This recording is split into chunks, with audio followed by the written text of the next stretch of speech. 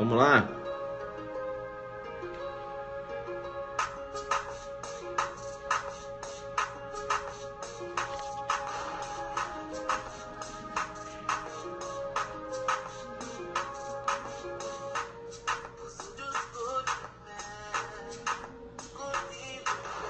Júlio César Matos na área aí, ó.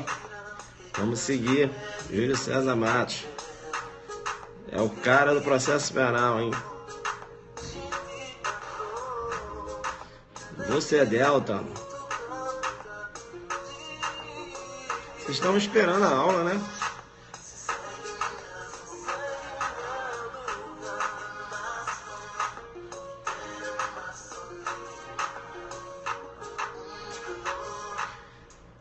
Goiânia na área.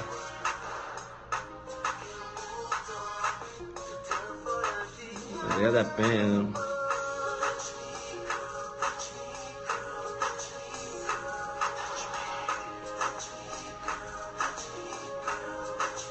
É isso aí. Arroba Boretti, né? Você quer aprender direito civil? Cola no professor Boretti, né? Ó, arroba Boretti, é o cara do direito civil, né? Joga muito duro. Delegado de polícia, magistratura, MP é com ele, hein? Ele é o cara. É isso aí, pessoal. Vamos convidando os amigos, né? É isso aí, né? Tamo junto, 60 pontos lá na Polícia Militar de Goiás. Você jogou muito duro, né? O Boretti faz um trabalho de coach também? Olha, rapaz, que legal. Tá vendo? Então vamos divulgar isso aí, não sabia não, hein? Alfa Zulu na área. 63. Galera, tudo feliz, né? Com o aulão adelante. PM Goiás, né? Meus alunos arrebentaram. Eles passaram o carro na Funrio.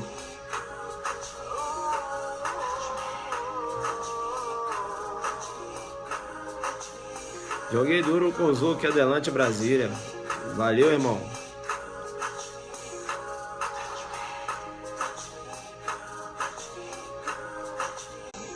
É isso aí. Esse jovem aí, ele pedindo para seguir, segue de volta. Será que ele tá focado na aula? Ou será que ele quer um Zuc bloqueio? Não sei não, hein?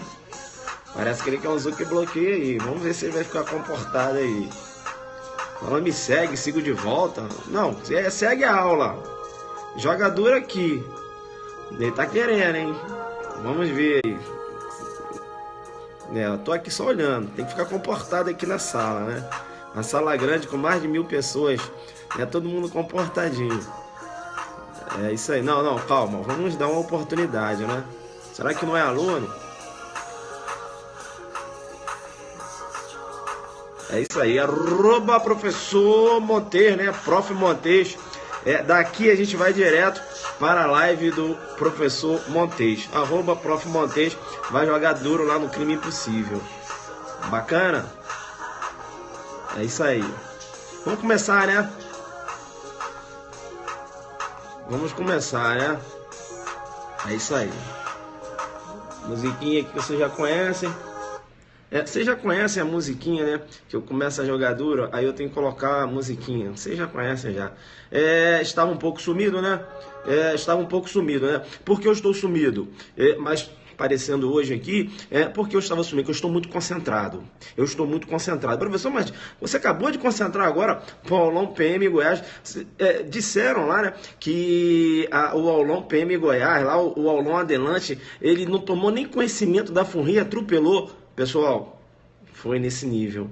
Atropelamos na Funrio, diversos alunos com a pontuação muito alta, né? 60 e poucos pontos, dentro, né? Dentro, graças a Deus. Professor, ainda disseram o seguinte, que você ainda falou o tema da redação, e eu falei o tema da redação. Em homenagem, né, à redação, veja, eu não sou bobo, né? Lei Maria da Penha, 10 anos agora em 2016, grande probabilidade de pedir na redação. Eu falei, olha, Maria da Penha, beleza? né, redação aposta na Maria da Penha, e fui falando, né, alguns pontos lá que vocês poderiam puxar. Sabe o que ajudou vocês também? É que eu coloquei diversas questõezinhas da Maria da Penha no material adelante. Então você resolvendo a questão, você lembrava, opa, aquela questão que estava certa, que falava isso, eu vou falar aqui na redação. Eu não sou bobo, né? Já coloquei justamente para isso, tá certo? Você chegou em casa também, fez uma revisão da Lei Maria da Penha, falou, professor falou, esse maluco às vezes ele fala coisa, cai mesmo, vou dar uma estudada. Aí quando chegou lá você falou, eu não acredito. Deus iluminou, não é? Deus ajuda quem trabalha, né? Então, por que eu estou sumido? Eu estou muito concentrado para o aulão delegado de Goiás. Estou muito concentrado, tá? Vou jogar muito duro lá. Veja, já estamos aí finalizando o segundo lote. Corre lá, né? Corre lá no www.adelante.net.br www.adelante.net.br, tá? Corre lá, já faz a sua inscrição. Eu quero participar desse aulão, professor, esse aulão Adelante, delegado de Goiás. Professor, eu quero participar por diversos motivos. E eu vou te falar dois. Fala. Primeiro, que eu vou lá fazer a prova. E segundo, professor, você falou são 7 concursos para delegados, né? Agora em 2017, 7 concursos para delegado em 2017. Então, por exemplo, eu estou indo nos aulões, eu estou crescendo, né? Eu estou crescendo. Vamos supor que não seja a minha hora agora, mas olha, eu tenho 6 oportunidades. Você tem 6 oportunidades. E eu não vou perder a oportunidade de realizar uma preparação, né? O pessoal aí jogando duro, eu vou nesse aulão. Eu vou nesse aulão porque eu quero me preparar. Não só para esse concurso de Goiânia não, professor. Eu quero me preparar para esses 7 concursos que irão ocorrer de delegado de polícia. Eu não posso dar mole, eu não posso ser bobo. É o que você fala, estudar com maldade. Estudar com maldade, filho. É isso aí, beleza? Vai lá, né? Vai lá um aulão em exercício daquele jeito que vocês conhecem. Nada de conversinha, de brincadeira. É pauleira, beleza? Pauleira, a gente vai resolver diversos exercícios lá. Professora Josiane Minar, Direito Tributário. Professor Bernardo Gonçalves. As questões de Direito Constitucional do CESP estão saindo do livro do professor Bernardo Gonçalves. E o professor Bernardo Gonçalves vai ser o professor de Direito Constitucional lá do nosso aulão, beleza? Quem está estudando pelas questões, dê uma olhada lá e verificou isso, legal? Bacana. Direito Empresarial, eu tenho uma professora André Santa Cruz, né? Direito Empresarial esquematizado, né? Ele vai jogar duro lá, Direito Empresarial. Eu coloquei um professor específico de Direito Eleitoral, beleza? Para jogar muito duro. Professor Marco Montes, um monstro da teoria do crime, né? Eu chamo ele de monstro da teoria do crime, ele, né? Tem aquela visão boa das teorias lá. E além disso, ele vai trabalhar medicina legal, né? O professor, promotor de justiça, Cristiano Gonzaga, com direito penal, parte especial, não é isso? Eu vim ali jogando duro na jurisprudência e também com legislação penal extravagante, tá certo? E é isso.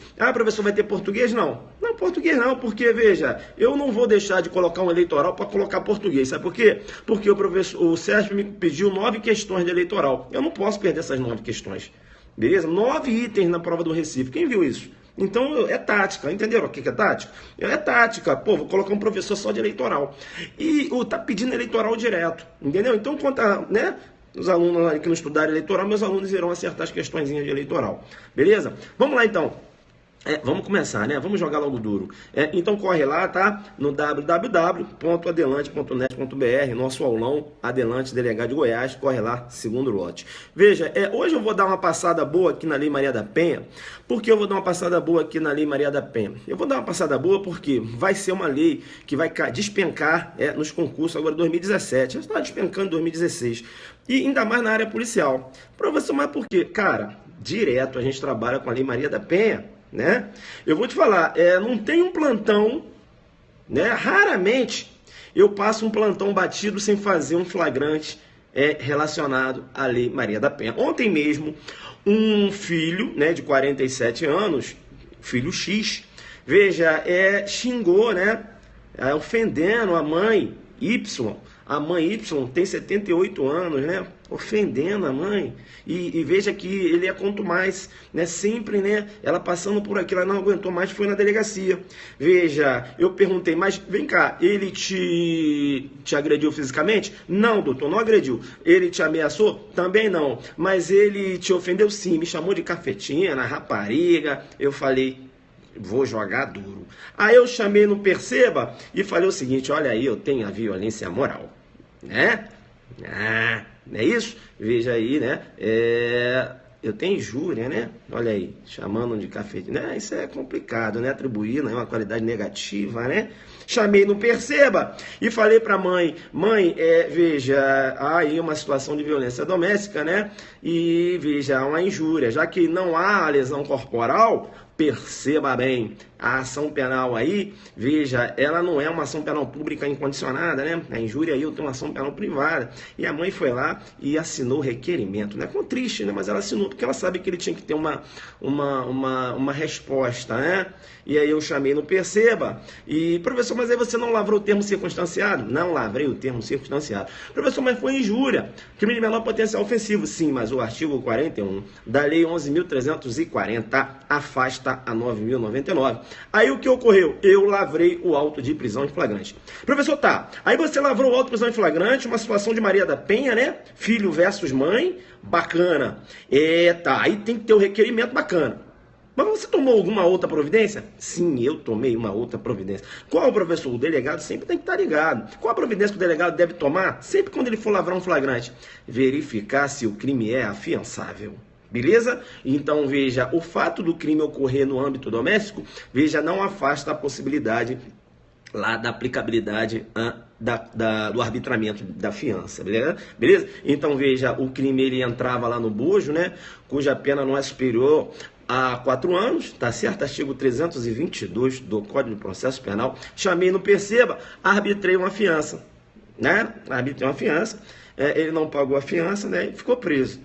Eu não sei se na audiência de custódia ele deve ter, né, o juiz deve ter concedido a liberdade. Eu creio que não, porque ele já tinha diversas ocorrências lá, xingando, ofendendo a mãe, né, ameaçando. Eu acho que o juiz não deu, não, a liberdade provisória na audiência de custódia, não, né?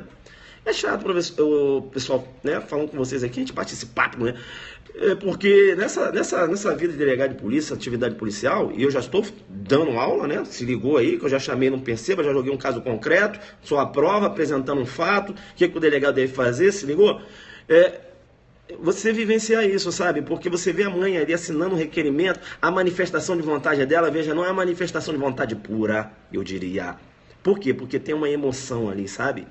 Ao mesmo tempo que ela assina aquele requerimento, ao mesmo tempo ela não quer assinar.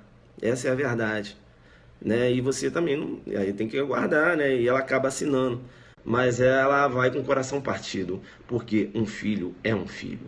Não tem como, pessoal, não tem como. A mãe chega na delegacia, toda mãe, pode ser o maior vagabundo que for. Eu falo isso porque, veja, chama no Perceba, conhecimento de causa, né? Veja, eu tô lá na delegacia, por isso que eu falo conhecimento de causa. Toda mãe chega lá, pode ser o maior vagabundo. E a maioria das mães, sabe, são trabalhadoras lá, chegam na delegacia, como doutor, meu filho e tal. Eu falei, não sai dessa vida. Uma mãe não desiste do seu filho. Ele pode até agredi-la, ela não desiste do seu filho. Já viu isso? O amor de mãe é um amor que joga duro. Eu vejo isso na delegacia direto. Chamo no Perceba.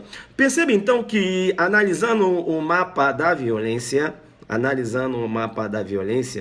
veja, eu andei, né, fazendo uma pesquisa e veja, e foi constatado aí, vendo esse estudo que eu fiz, né, analisando algumas pesquisas, que o maior índice de violência contra a mulher hoje é a violência física, né? O maior índice de violência contra a mulher hoje é a violência física. Em segundo lugar, eu tenho a chamada violência moral, né? Aquele xingamento, aquela ofensa, né?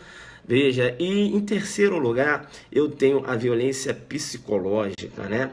Violência psicológica, né? Um agente ali que ameaça a vítima, né? Então, a violência psicológica.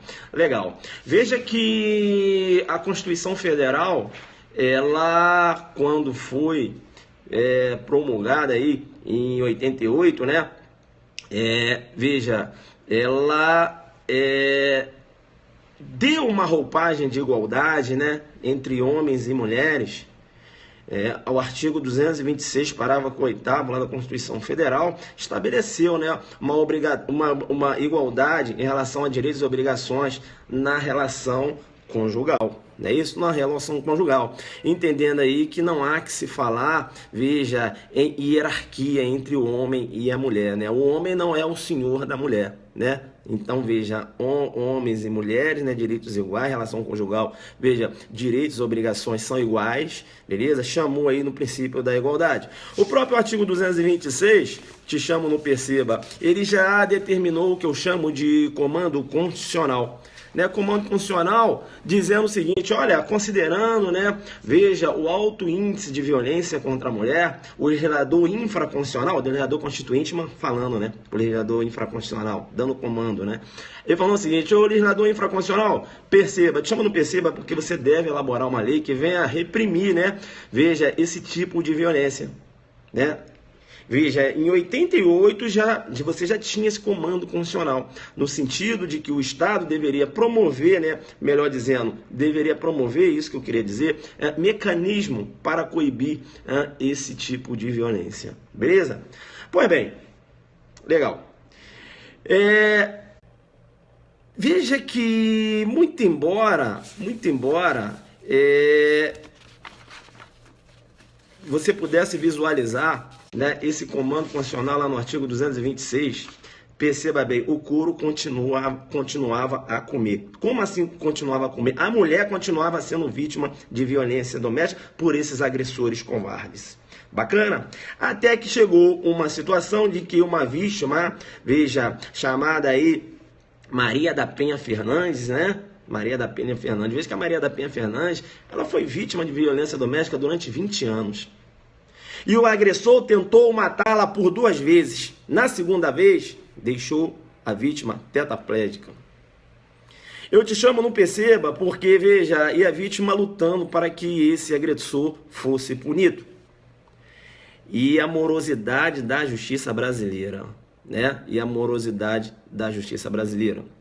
Isso, paraplégico, exatamente. Então, eu te chamo, não perceba, porque veja... A Corte Internacional de Direitos Humanos condenou o Brasil a pagar uma indenização à pessoa, né, identificada e conhecida hoje aí pelo seu nome, né, todos conhecem, a Maria da Penha Fernandes, né, chamada Maria da Penha. Tá? Após o Brasil pagar essa indenização a Maria da Penha, veja, o Brasil então, o governo brasileiro, melhor dizendo, né, tomou a providência de atender o comando constitucional estabelecido lá no artigo 226 da Constituição Federal. E editou a Lei 11.340/06. A Lei 11.340/06, veja, ela cria mecanismo para coibir a violência, né, a violência contra a mulher. Veja que o artigo 1º da lei menciona o seguinte: esta lei cria mecanismo para coibir e prevenir a violência doméstica e familiar contra a mulher. Nos termos do artigo, atendendo o comando constitucional, nos termos do artigo, aí ele fala, nos termos do parágrafo 8º do artigo 226 da Constituição Federal. E aí continua, né? Da Convenção sobre a Eliminação de todas as formas de violência contra a mulher, da Convenção Interamericana para prevenir, punir e erradicar a violência contra a mulher, e de outros tratados internacionais ratificados pela República Federativa do Brasil. Bacana? Tranquilo. Importante, né, que após a criação da Lei Maria da Penha, veja que eu tenho um tratamento penal diverso em relação àquele agressor. Bem, analisando a Lei Maria da Penha, eu já tenho que partir aqui, eu vou analisar os principais artigos, tá? Você te convido para analisar o artigo 5º da lei.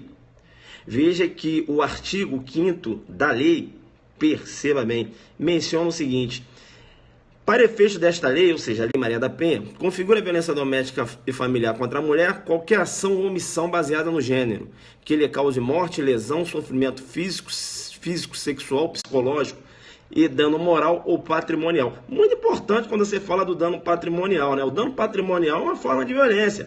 E aí, lá no aulão de delegado do Pará, eu cheguei e falei, olha, se liga no dano patrimonial, hein? Pô, mas aquele namorado, né? Veja que tem aquela relação de afeto, aquele namorado, perceba, né? Ciumento, Aí quer ver lá algumas mensagens no Zap, né? Às vezes a menina faz parte ali do grupo Adelante, ela tá recebendo as mensagens lá, né? Informações importantes acerca de jurisprudência, e ele fica com ciúme.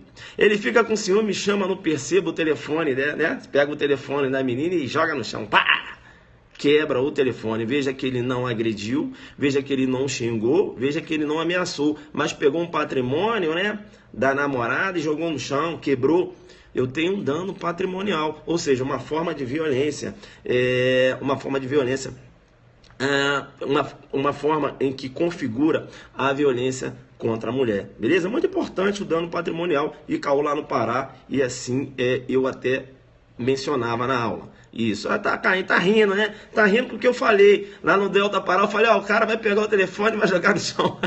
Aí na prova, porra, tava lá, o cara pegando o telefone e jogando no chão, você falou Alfa Zulu, ele não é mole. Como é que ele adivinha essas paradas? Oh, é o que mais ocorre, pessoal. É o ciumento. O examinador raciocina como eu estou raciocinando. Olha, vai aparecer uma situação e o ciumento, ele pega o telefone e vê o Zap, né? Vê lá a menina conversando, ela tá conversando com um amigo. Aí ele olha, já fica já cheio de ciúme, já joga no chão, né? Olha aí, ó, dano patrimonial. Isso, perceba. Tá. Outra coisa importante, a gente aqui está analisando, né? Veja os contextos que configuram a violência doméstica. Eu tenho que te chamar no perceba e falar o seguinte: cuidado, tá? É a técnico. Veja, você que é do direito não pode ficar falando uma coisa dessa. Por quê, professor? Ficar falando que o cara cometeu crime previsto na lei, na lei 11.340. Pelo amor de Deus. Ele está respondendo lá por crime, por crime de violência doméstica. Não é bem assim, né? Veja, né, chama no perceba. A lei 11.340, ela não criou figuras penais. Beleza? Ela não criou figuras penais, não. Tranquilo? Não criou figuras penais. Tá? Então tem que ficar, né, atento. Né? Não criou figuras penais. Beleza? Veja, você tem um tratamento previsto aqui na Lei 11.340, por exemplo, medidas protetivas em desfavor do agressor. Entenderam? Agora não há que se falar em enquadramento de condutas. Beleza? Tranquilo. Tá. O inciso 1, ele menciona o seguinte, e configura a violência doméstica. Inciso 1, vamos lá. No âmbito da unidade doméstica compreendida como espaço de convívio permanente de pessoas com ou sem vínculo familiar, inclusive as esporadicamente agregadas. Olha, eu vou te chamar no perceba porque uma empregada doméstica, ela pode ser vítima de violência doméstica. Eu te chamo no perceba, aquela empregada doméstica, veja, esporadicamente agregada, né? Ela mora lá naquela residência e aí tem o chamado patrão, né? O empregador. O empregador vai e agride essa empregada doméstica, eu tenho aí, tá, uma violência doméstica configurada, tá? Ela entraria aqui, ó, inclusive esporadicamente agregadas, né? Entenderam ou não? Então entraria aqui no inciso 1. Inciso 2, tá? A gente vai analisar aqui os pontos mais importantes, não dá aqui pra gente esmiuçar demais a Lei 11.340, mas eu vou bater no que cai na prova. Entenderam aquele esquema que eu falo, que cai na prova? É isso aqui, vai aqui. Beleza? Vamos lá. Inciso 2. No âmbito da família compreendida como a comunidade formada por indivíduos que são ou se consideram os aparentados, unidos por laços naturais, por afinidade ou por vontade expressa. Vontade expressa, por exemplo, eu tenho aí a adoção, né? Por afinidade. Olha a afinidade. Veja, agora mesmo o STJ, né? Caiu lá lá no Pará, lá genro versus sogra, né? Configura a violência doméstica, o STJ, inclusive, nesse sentido, né? O STJ, inclusive, nesse sentido. Inciso 3. Em qualquer relação íntima de afeto, na qual o agressor conviva ou tenha convivido com a ofendida, independente de coabitação. Inciso 3 está caindo direto.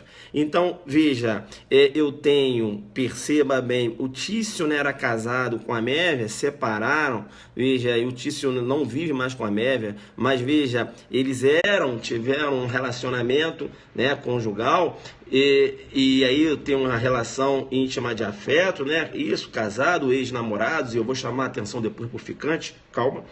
Veja, em que há uma relação íntima de afeto. Então você tem que ter uma relação íntima de afeto, né? Está junto? Configura a Maria da Penha. Não está junto?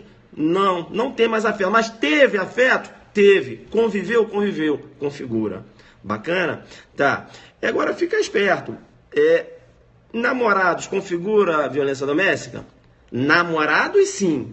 Agora, veja, o Tício encontrou com a Mévia, ficou com a Mévia lá na boate, né? A Mévia deu uma beijoca nele e ele deu uma beijoca na Mévia. Aí um mês depois ele encontrou com a Mévia na rua. Aí falou, Mévia, eu não gostei daquela beijoca que você me deu lá na boate, não. E aí, rapaz, agrediu a Mévia. Será que eu tenho violência doméstica configurada? Não tenho. Não tenho por quê? Porque eu não tenho aí uma relação íntima de afeto. Ninguém pega afeto por ninguém por ter ficado uma vez, né? Agora eu vou te chamar no Perceba. Eu vou te chamar no Perceba porque tem uns adelantes aí, uns malandros. Eu conheço vocês, tá? Não vem não. Hoje aqui a aula né, direcionada às mulheres. Sabe aquele malandro que ele não se decide? Aí ele fica ali e tal, entendeu? Né? Ele não assume namoro, mas ele tem uma habitualidade, né? Tá sempre ali e tal, né? Olha, uma vez por semana, né? E aí tem as testemunhas. Não, ele tá sempre ficando com ela, ficando, né? Ninguém fica com alguém, né, bastante tempo sem ter afeto. Não adianta você falar, né? Não, professor, mas aí não. Então o ficante habitual, sabe? Aquele desconsiderar a personalidade jurídica, né? Pra gente ir lá no... Então o ficante habitual configura, beleza? É aquele ficante habitual, né? Ele fica ali e tal, configura. Por quê? Porque você tem sim uma relação de afeto. Outra coisa importante que você tem que ficar ligado, quando a gente fala aí da relação íntima de afeto, veja que até mesmo um relacionamento extraconjugal, perceba a possibilidade da aplicação da Maria da Penha. Legal? A possibilidade da aplicação lá. Gostou, ó. Desconsideração da personalidade jurídica. Né? Para ir tal. Vamos lá. O amante, né? Isso. Então, vem cá, deixa eu te chamar no Perceba. Perceba bem, então, que a relação extraconjugal, veja, configura também Maria da Penha. Então, vamos supor, o indivíduo ele tem uma relação em casa, né? Ele vai ficar quietinho lá, aí ele fica ciscando, né? Querendo, né? Sabe como é que é? Tem um pessoal aí que é meio complicado. Aí, veja, ele tem uma relação lá fora. E tem afeto por ela, né? Tem uma relação com habitualidade, inclusive. Então, veja, aí o que acontece? Ele está agredindo aquela pessoa, né, ou xingando, eu tenho Maria da Penha configurado. Então, veja, Maria da Penha não há necessidade que sejam casados. Maria da Penha não há necessidade que os envolvidos mantenham uma relação estável, uma união estável. Entenderam ou não?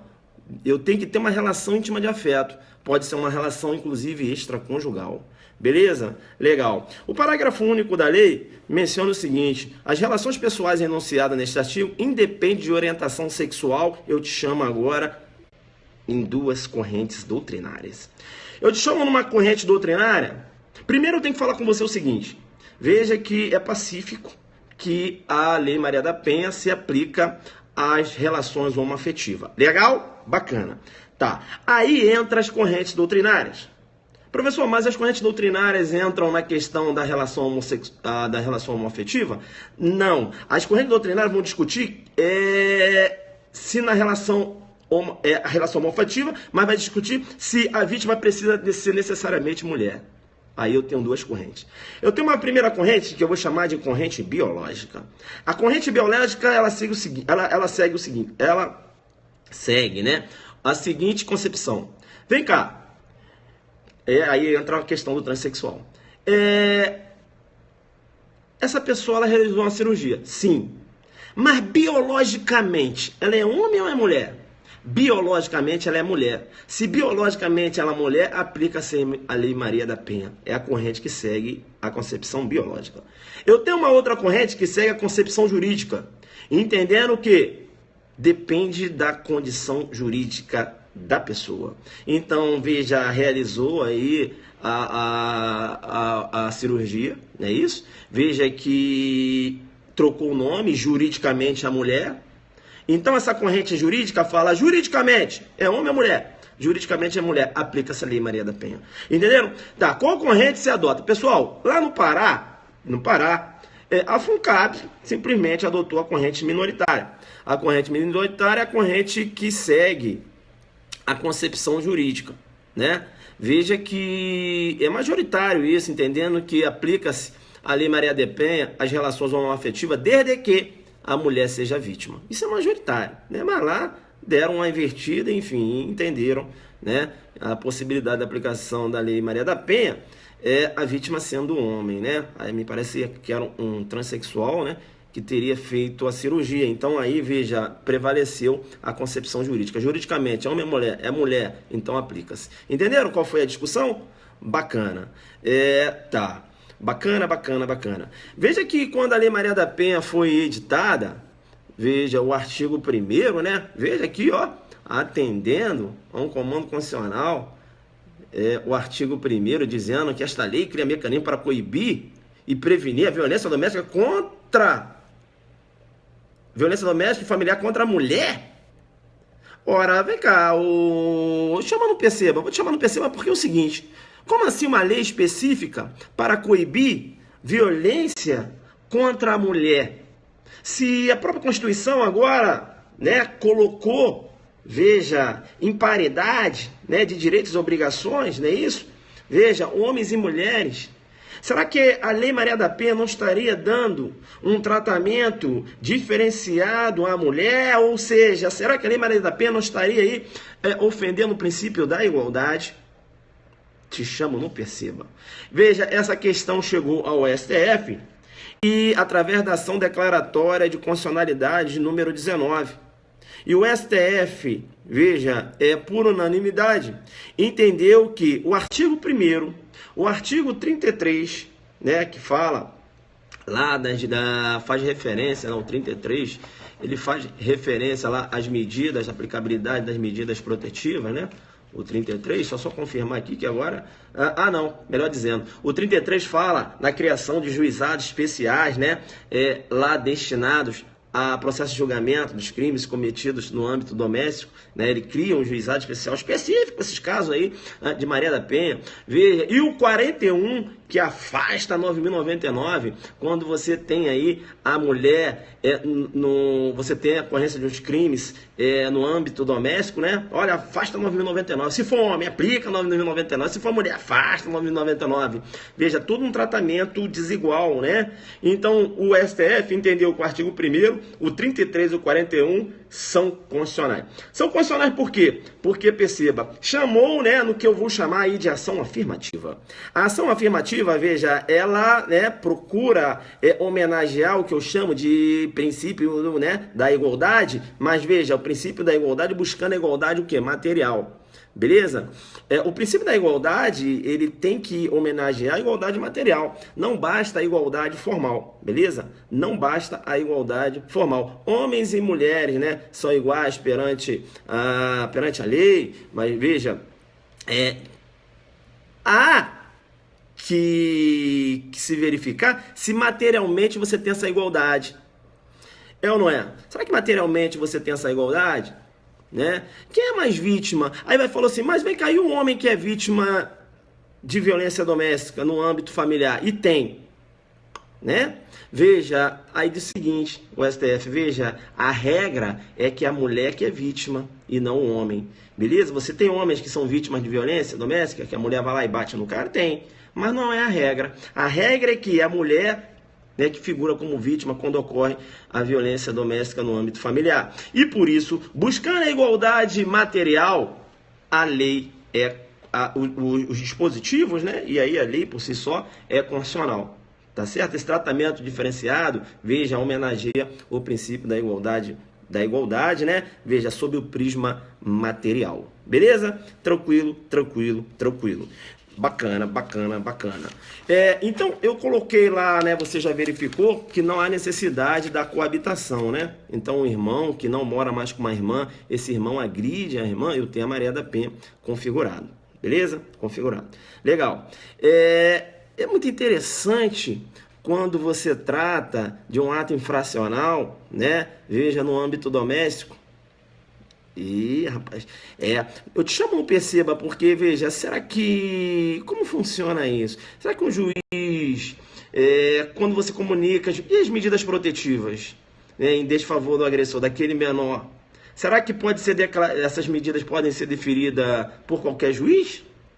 Perceba bem que não há que se falar, veja, nas medidas protetivas, veja, elencadas aqui na Lei Maria da Penha. Quem vai decidir isso é o juiz da infância e juventude. Não pode o juiz singular aplicar medidas protetivas em desfavor do agressor. Entenderam?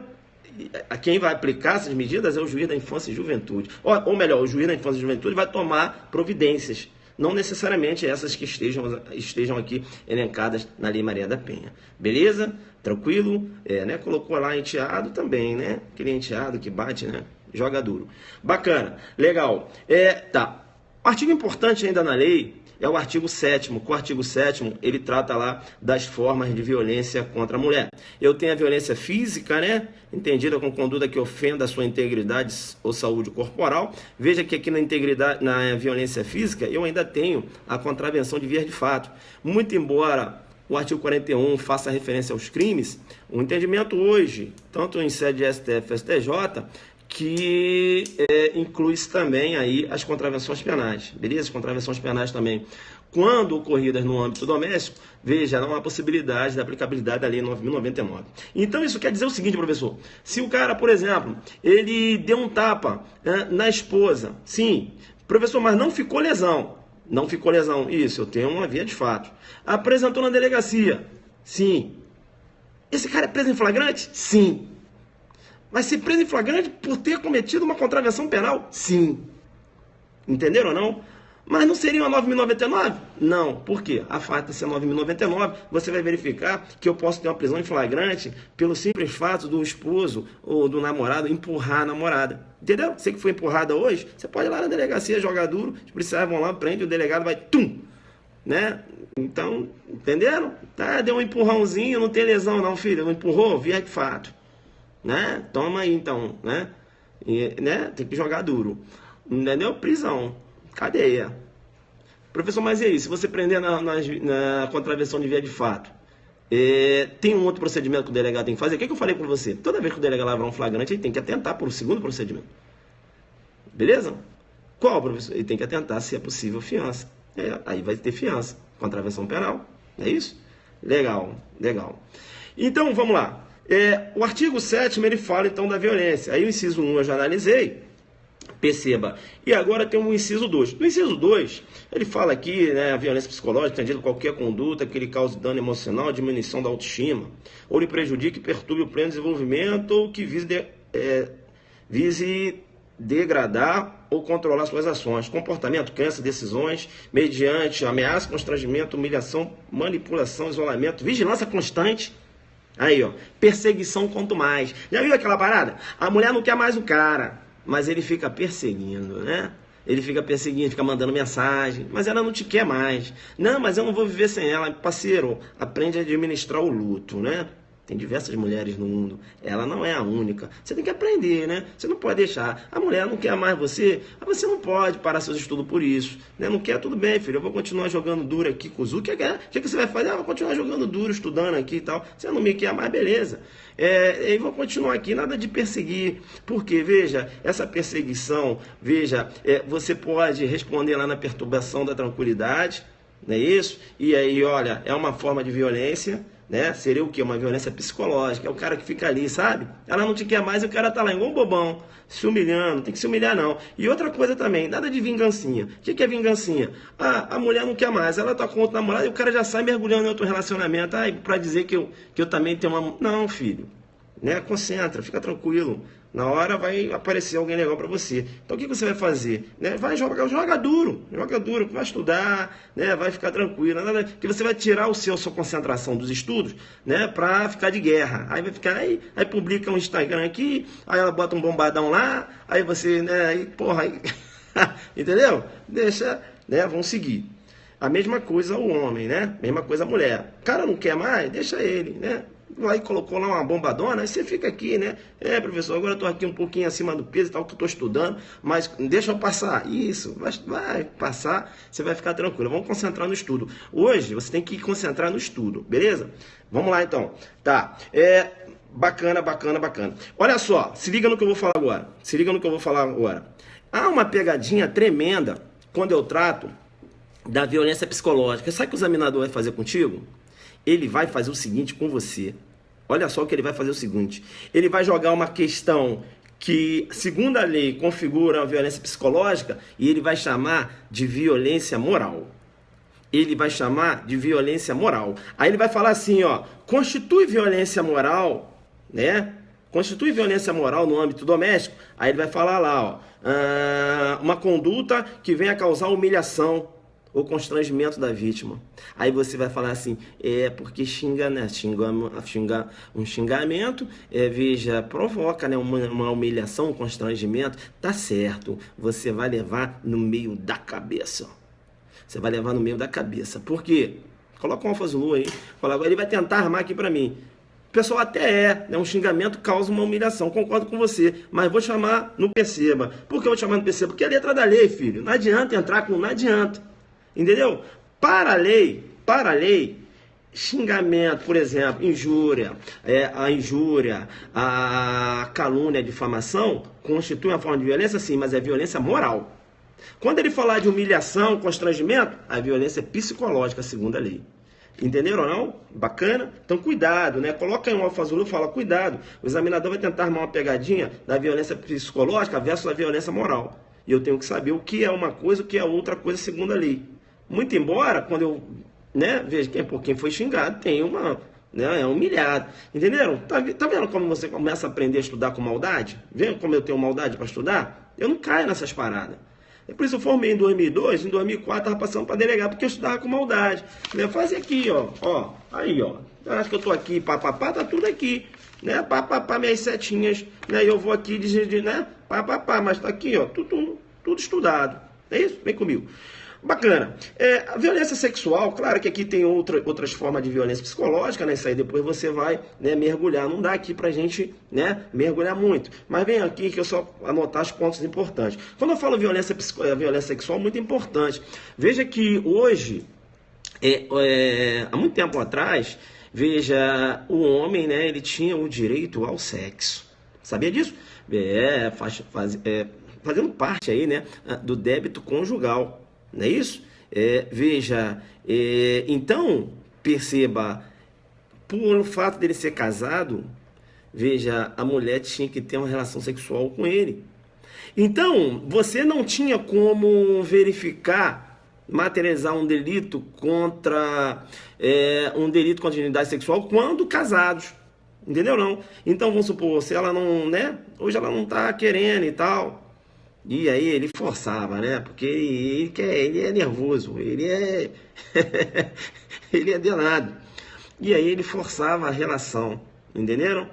Veja, professor, mas olha só, constranger alguém, né? Veja, ele até utilizava aí da violência e grave ameaça, que ela não queria isso. Não tinha um consentimento, não. Pô, professor, mas eu tenho um estupro. Veja, eu tenho um fato típico. Mas esse fato não era antijurídico. Por que não antijurídico, professor? Porque ele estava amparado por uma excludente de licitude. É mesmo? É. Prevalecia na doutrina, há muito tempo atrás, que o homem, veja, ele estava abarcado pelo exercício regular do direito. Então aquele homem, né, que convivia com a mulher, ele tinha o direito a sexo. Se ela não quisesse, ele poderia forçar, porque ele estava no exercício regular do direito. Eu te chamo no perceba, porque esse pensamento, veja, né, agora a Constituição homenageando aí direitos e garantias fundamentais, veja, respeitando a autodeterminação. Perceba bem, exatamente, era o chamado débito conjugal. Veja, hoje não, né? Hoje, se o homem forçar a mulher a ter relação sexual, ele vai responder no estupro, muito embora seja casado com ela. Perceba? Então, e outra coisa, veja que o consentimento tem que ser antes e durante. Né? Então, veja, se ela consentiu antes do ato sexual e no meio do ato sexual ela fala, agora eu não quero mais, e ele forçar, eu tenho o estupro configurado. Por quê? Porque, veja, continuou a prática do ato sexual sem o consentimento dela. O consentimento tem que ser antes e durante.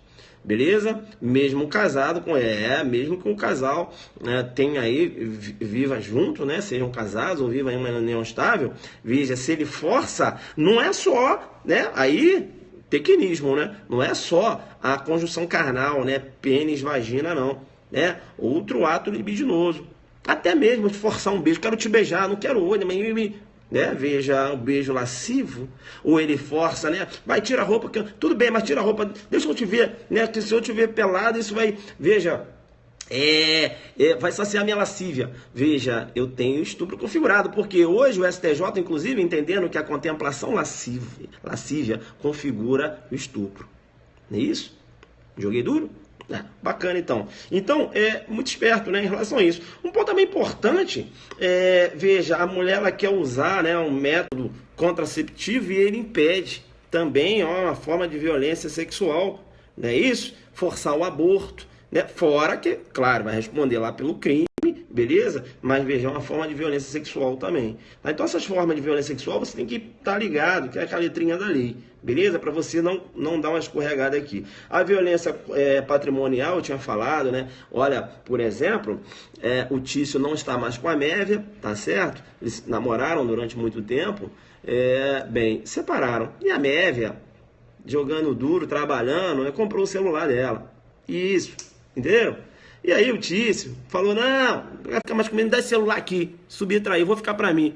Subtraiu coisa alheia, com a intenção de ter para si. Eu tenho um furto, né? Porque esse patrimônio não é dele. Ele subtraiu, ligado à questão da relação, né? Porque está, né, chateado e agora ele quer ficar com as coisas dela. Eu tenho aí a questão da violência patrimonial. E ainda digo mais, ela emprestou o carro para o Tício. Acabou a relação, perceba. E o Tício falou o seguinte, acabou, não vou devolver mais o carro, vou ficar para mim. Quero agir como se dono fosse.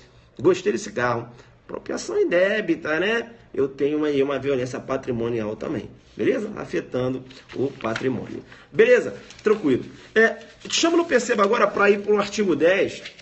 E no artigo 10, eu estou analisando os artigos mais importantes.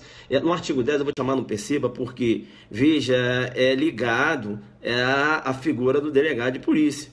Então, o 10 fala o seguinte, na hipótese da iminência ou da prática de violência doméstica familiar contra a mulher, a autoridade policial que tomar conhecimento da ocorrência adotará de imediato, coloca um Alfa Zulu, coloca um Alfa Zulu, por quê? Porque lá na sua prova, o CERP vai colocar em 24 horas, ou ele vai colocar em 48 horas. Por quê, professor? Porque aqui tem uma pegadinha muito grande.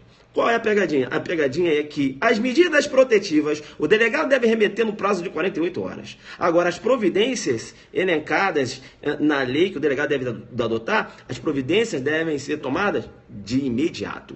Coloca um Alfa Zulu, cuidado, pegadinha, né? A providência de imediato. Agora, as medidas protetivas no prazo de 48 horas, não é isso?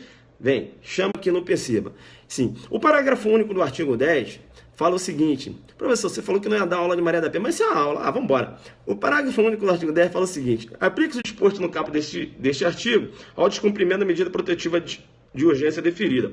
Veja que hoje, agora se liga, né? O delegado vai tomar as providências necessárias. Por exemplo, comunicar ao juiz que o agressor ele não está cumprindo a medida protetiva, né? Veja que há hoje a possibilidade, com o fundamento no artigo 20 da lei, né? Veja, artigo 42, inclusive, alterou lá o 313 do CPP, a possibilidade do deferimento da prisão preventiva, né? Descumprimento de medida protetiva. E aí o STJ matou no peito e falou, olha, se liga aqui, chama no Perceba. Eu chamo no Perceba porque o descumprimento de medida protetiva, segundo o STJ, não configura crime de desobediência, né? O STJ chamando nesse Perceba aí. Beleza? Tranquilo. Veja que a autoridade policial, no atendimento à mulher vítima, deve adotar diversas providências. Essas providências elencadas aqui no artigo 11, perceba, o rol é taxativo, o rol é exemplificativo e não taxativo, beleza? Rol exemplificativo e não taxativo. Isso quer dizer o quê, professor? Ele pode adotar outras providências, veja, além dessas que estão previstas aqui no artigo 11.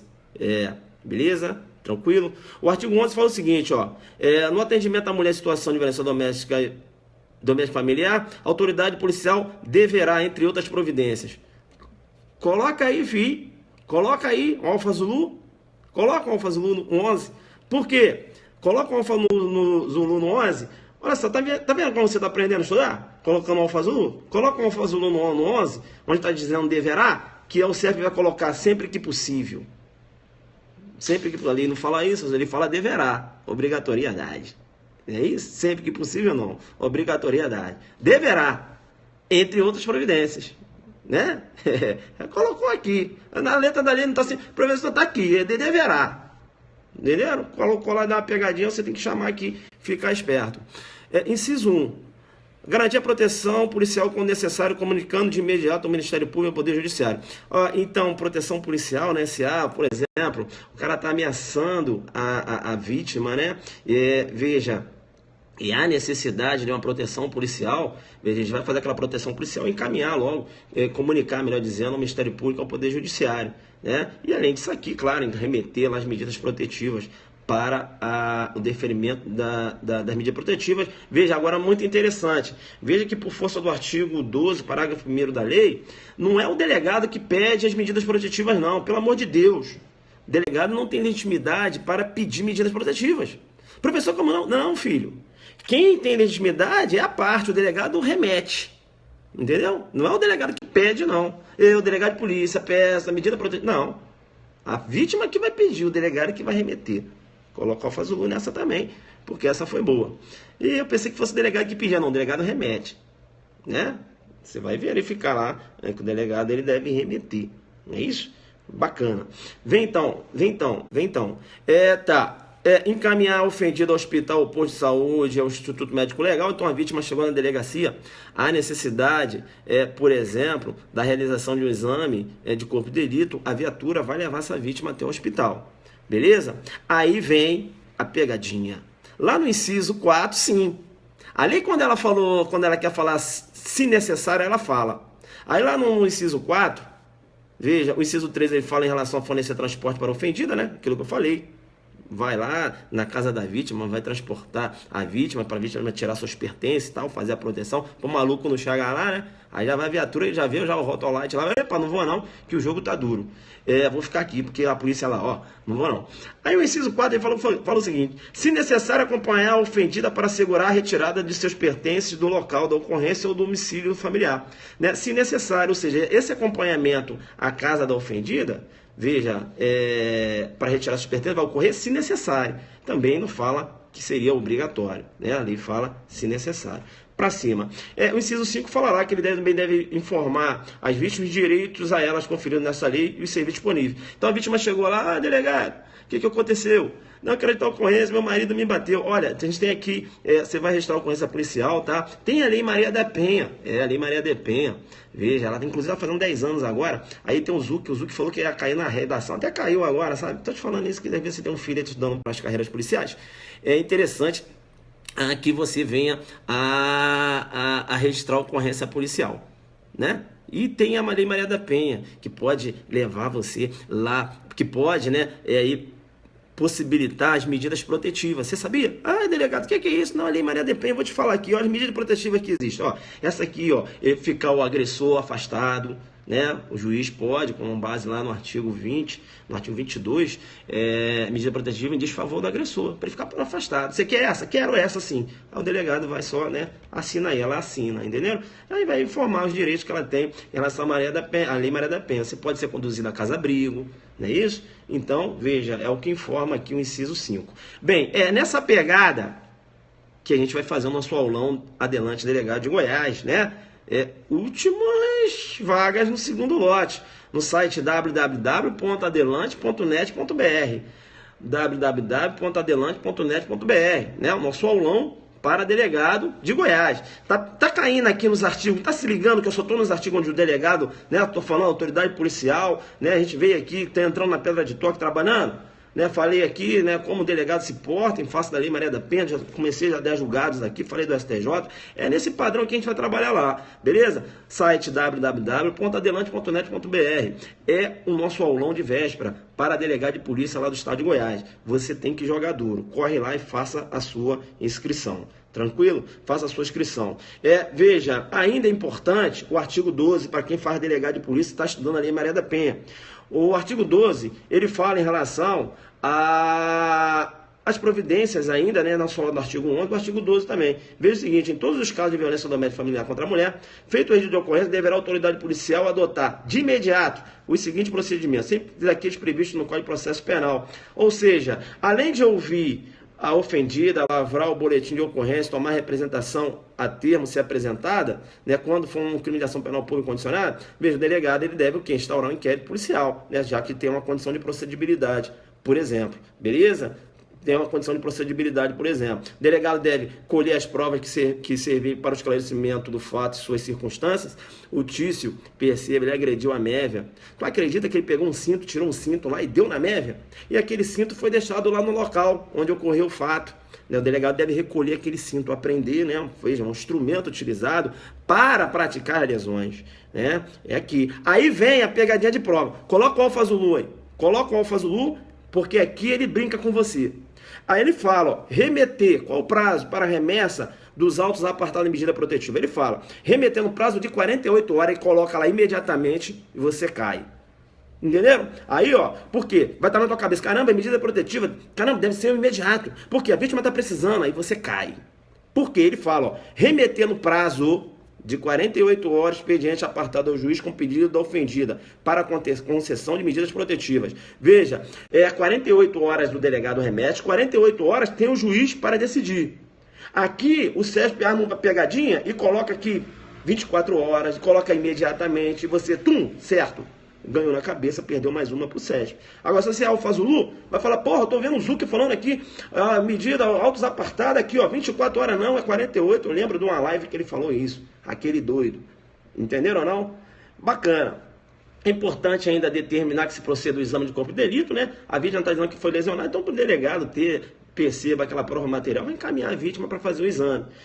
Não tem mais lesão, eu vou fazer o exame de corpo de delito indireto, né? Através do quê? De prontuários médicos. E hoje o STF entende que a prova testemunhal configura um exame de corpo de delito indireto. Como assim, professor? A testemunha verificou que a vítima foi lesionada. A lesão desapareceu, ela também não foi lá no posto de saúde. Mas eu tenho uma testemunha aqui, ficou tudo vermelho, doutor. Você viu? Tá todo machucado, tá toda machucada lá. Olha, é um exame de corpo de delito indireto através da prova testemunhal, STF nessa pegada. Beleza? A prova testemunhal para o STF pode configurar aí, pode, né, materializar um exame de corpo de delito indireto.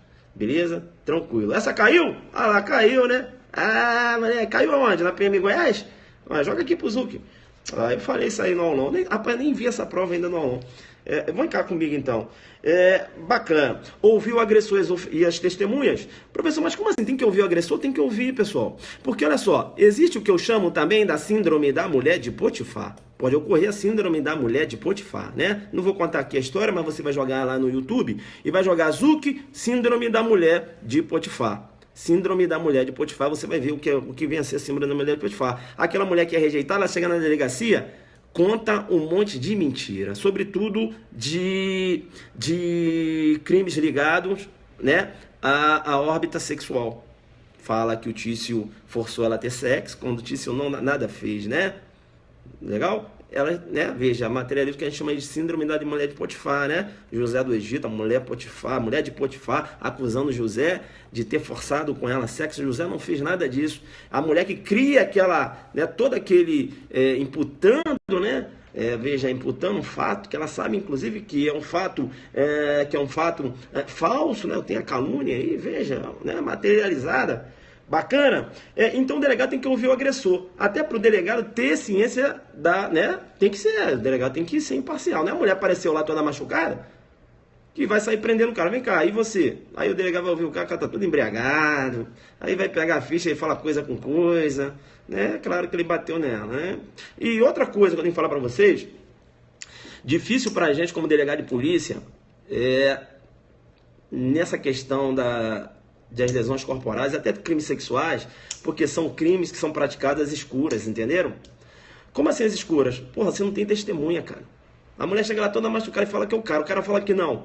E aí, ou não é? Aí você olha bem pra cara dele, entendeu? Vê a versão dele, vê a versão dela, olha os antecedentes, e tá cheio de passagem, isso, as escuras, crimes às ocultas, isso, cheio de passagem lá, diversas ocorrências que já ocorreram.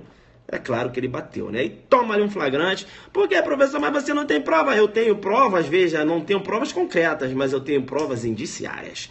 As provas que sustentam a prisão em flagrante eu vou chamar de provas indiciárias. Por que provas indiciárias? Porque no inquérito, e o auto-prisão de flagrante é uma forma de instauração de inquérito, eu tenho indícios. Entenderam? Então, veja, para prender alguém em flagrante, eu preciso de indícios. Eu não preciso de provas concretas. Como provas concretas? Né? Aquela certeza, a certeza real. Joguei duro. Eu preciso de indícios. Entenderam? Eu preciso de indícios para prisão em flagrante. Ah, professor, prendeu, o cara foi preso em flagrante, ocorreu instrução processual, professor. E no final foi provado que o cara não foi autor do fato. E aí, professor, como é que fica? E essa prisão que ocorreu?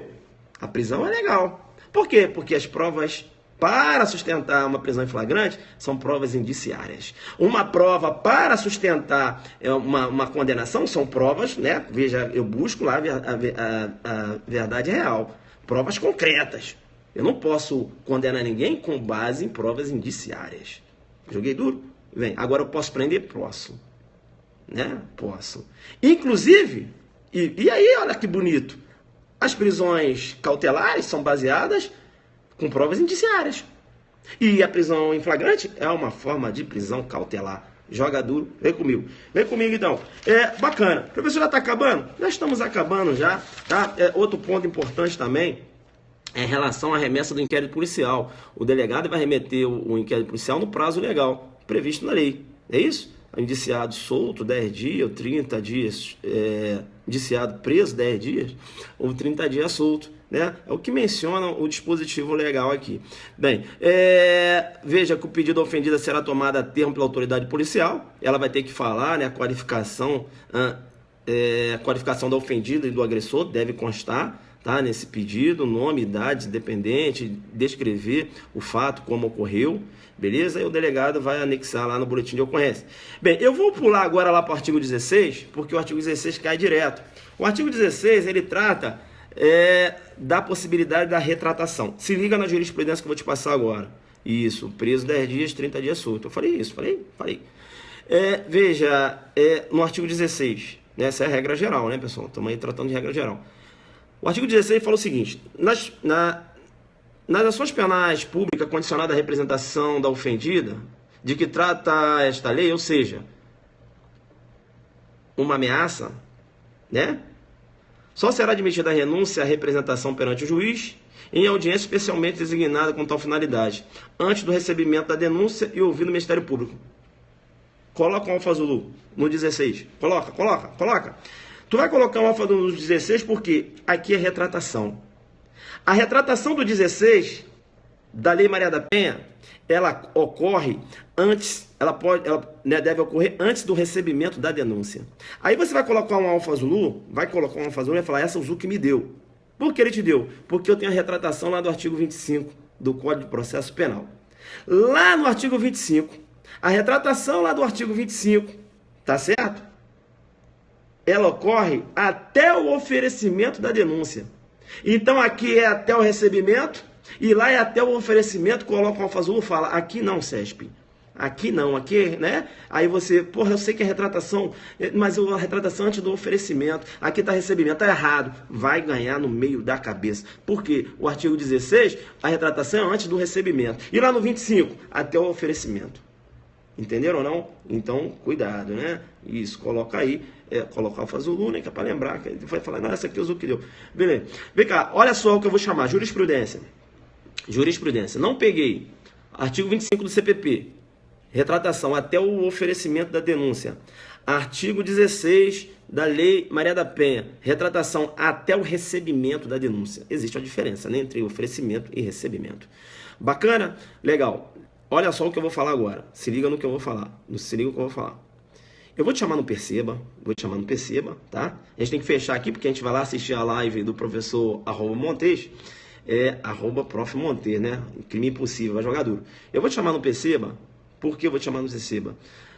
Será que há obrigatoriedade da marcação dessa audiência? Então eu tenho um crime mediante representação, ameaça, a vítima representou na delegacia. Será que há necessidade do juiz designar uma audiência para essa vítima para verificar se ela não quer se retratar? STJ na pegada.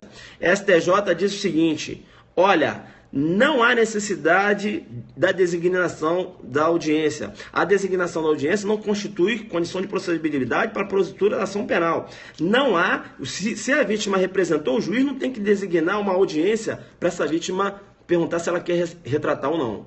Beleza? Então, veja, para o STJ, essa audiência preliminar, ela vai ocorrer? Sim, mas em que situação? Quando a vítima, perceba bem, né? Quando a vítima, ela não manifesta o direito, né? Vamos supor que ela fez, ela foi direto no MP, né? Levou o fato ao MP. Veja, ela não manifesta, ela representou, melhor dizendo, ela representou e depois ela foi na delegacia no outro dia. Ela representou, vamos dar um exemplo de delegacia. Ela representou e no outro dia ela foi na delegacia. Ai, não quero mais não. Ao delegado, opa, retratação não pode ser mais aqui.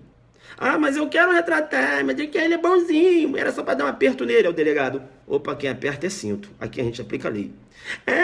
Tá bom. Aí ela manifesta o desejo de retratar. Aí sim tem que designar a audiência. Se a vítima manifesta o desejo de retratar a representação.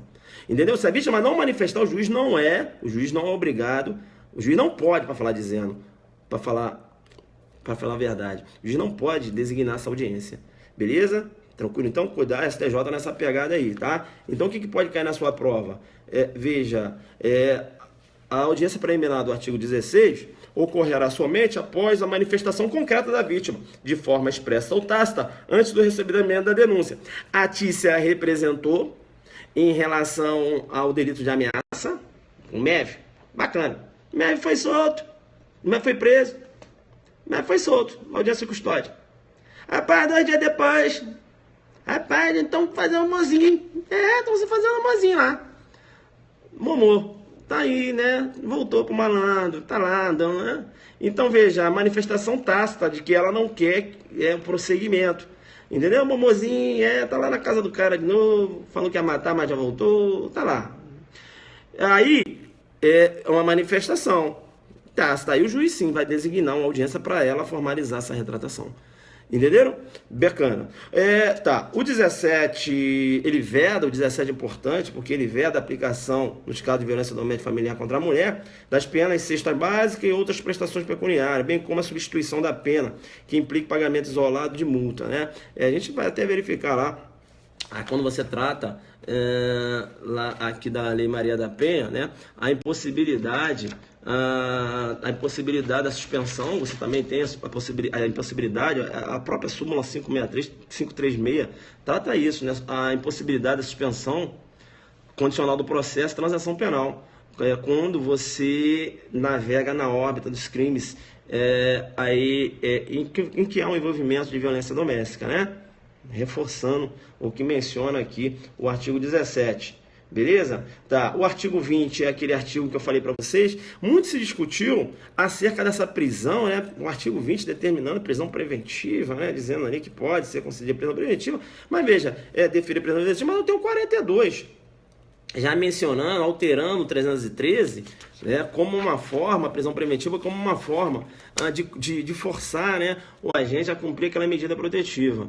Há alguns doutrinadores que entendem que a prisão preventiva, nesses casos, ela pode ser deferida, ela pode ser decretada, pode, mas você tem que ter os outros pressupostos previstos na lei. Aí você tem uma discussão lá, beleza? Em relação à necessidade de pressupostos ou não. Você tem um professor Renato Brasileiro entendendo que, além do agente descumprir, né, você tem que ter a presença dos pressupostos, ou seja, o fundo comic delicto e o periculum libertatis, não é isso?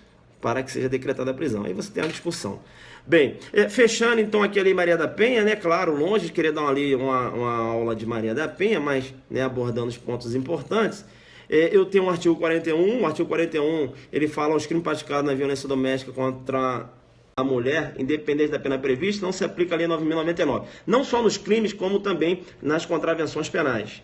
Beleza? Não só nos crimes, mas também nas contravenções penais. Outra coisa também interessante, e eu tenho julgado o STJ também nesse sentido, vamos supor que o Tício ameaçou a Mévia.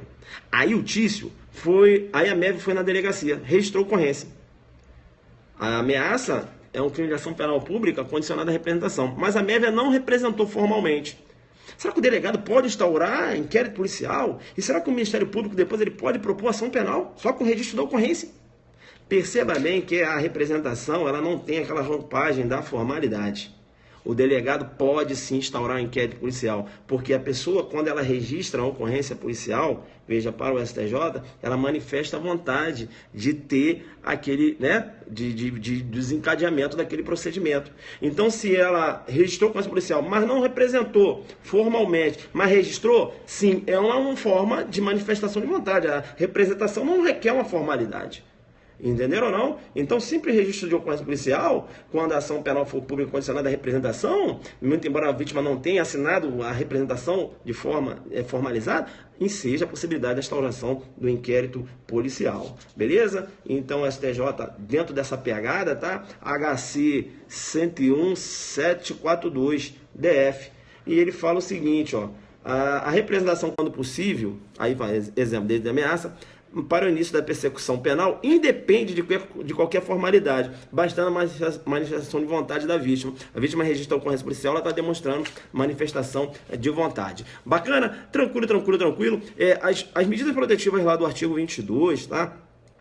Que as medidas protetivas em desfavor lá do agressor, bem como as medidas protetivas em favor da vítima, você deve estudar lá na Lei Maria da Penha, tá? Menciona lá o 22 em desfavor do agressor e tem logo o dispositivo, logo subsequente, que eu não marquei aqui, mas você vai ver aí que você joga duro demais, ele fala das medidas protetivas em favor, ao 23, em 23 é uma medida protetiva em favor da ofendida. Legal? Tá, para fechar aqui, eu vou falar para vocês ainda a jurisprudência em relação à Lei Maria da Penha. Importante, eu já falei que o crime de desobediência, descumprimento de medida protetiva não configura o crime de desobediência, eu falei isso. Falei também que o 41 STF e STJ no sentido que abarca também as contravenções penais. Falei da súmula 536, que diz que a suspensão condicional do processo e a transação penal não se aplicam na hipótese de delito sujeito ao rito da Lei Maria da Penha. Bacana? Legal. E eu ainda continuo com a pegada, porque eu tenho que falar ainda que não há possibilidade da aplicação da Lei Maria da Penha, da aplicação do princípio da insignificância, quando eu trato da Lei Maria da Penha. E eu te digo, né, te chamo no perceba. Veja que não há possibilidade do que eu chamo de bagatela própria, né? Que é o princípio da insignificância, bem como a bagatela imprópria. A bagatela imprópria, ela trabalha com a desnecessidade da aplicação da pena, né? Alguns entendem que a bagatela imprópria teria uma previsão legal lá no artigo 59, quando o 59 menciona: o juiz, atendendo a culpabilidade, os antecedentes, a conduta social, a personalidade do agente, aos motivos, as circunstâncias e consequências do crime, bem como o comportamento da vítima, estabelecerá, conforme seja necessário, ou seja, o juiz só vai aplicar a pena se for necessário. E quando não for necessário, não há que se aplicar a pena. Então, veja, essa desnecessidade é o que eu vou chamar de princípio da bagatela imprópria, né? Seria a bagatela imprópria. Bagatela imprópria por quê? Porque eu não vou tratar aqui da tipicidade material, e sim da desnecessidade da aplicação da pena. Entenderam, não? Né? Não há que se aplicar uma pena à conduta praticada. Por quê? Porque, perceba, não há necessidade, né? Veja, o agente ele já se ressocializou. Por exemplo, o Tício, né, praticou o delito de roubo e ele, veja, praticou o delito de roubo, né, estava usando drogas. Rapaz, ele reparou o dano, sabe? Pagou lá a vítima: eu roubei aqui, mas estou aqui, juiz, reparando o dano. Ah, juiz, eu estava usando drogas, eu estou aqui, olha, na clínica, estou aqui me recuperando. Aí o juiz vai falar: será que há necessidade de aplicar, né, as penas lá do artigo 159 a esse sujeito, do artigo 157 a esse sujeito? Cara, eu acho que não. Vou aplicar o princípio da bagatela imprópria, com base no 59, porque o 59 fala: estabelecerá conforme seja necessário. Eu entendo que não há necessidade. Aí eu aplico o princípio da bagatela imprópria, ele cometeu o fato típico antijurídico, mas eu não vou aqui aplicar pena, né? Não vou aqui aplicar pena. Entenderam? Porque não há necessidade de aplicação da pena. Aí você tem a incidência do princípio da bagatela imprópria num roubo. Entenderam? Mato Grosso tentou fazer isso, o TJ de Mato Grosso. Aí o STJ deu na cabeça, né? Porque para o STJ não engole muito esse papo de princípio da bagatela imprópria, não. Sobretudo quando você trata lá dos crimes elencados, quando um crime ocorre no âmbito doméstico, né? Então o marido, veja, bateu, lesionou a mulher, lesionou. Rapaz, ele voltou com a mulher, tá numa boa, entendeu? Tá numa boa lá, tranquilo. Então vamos aplicar aqui o princípio, né? Ele tá trabalhando, se comportadinho, tá quietinho. Vamos aplicar então o princípio da bagatela imprópria? Como assim? Não vou aplicar pena nele não, porque ele voltou, tá quietinho e tal. Não há possibilidade. Entenderam?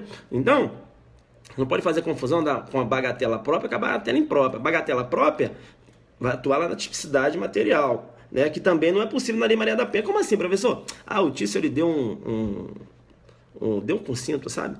Na mulher dele. E tem uma lesão. Mas a lesão é ínfima.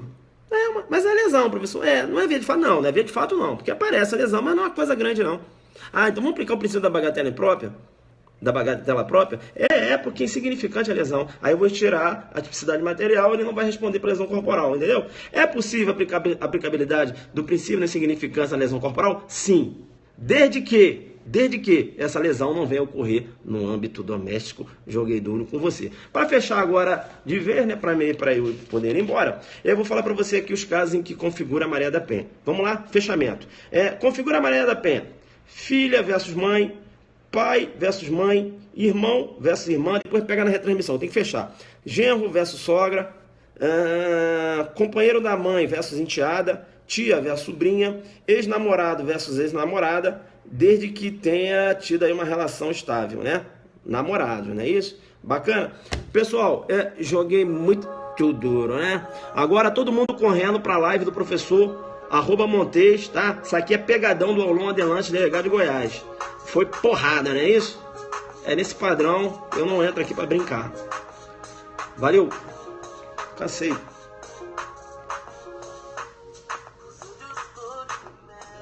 Artilharia, né?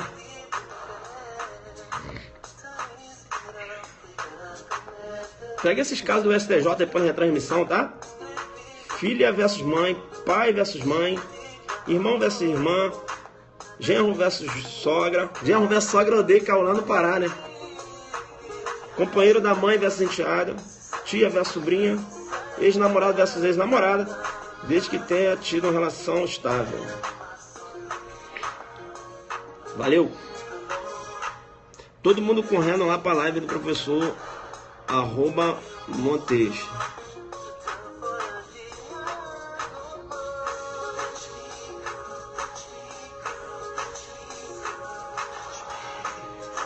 Valeu, galera.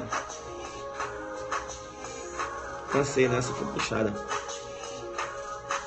Eu ia dar só uma dica, a gente acabou pegando pesado aqui.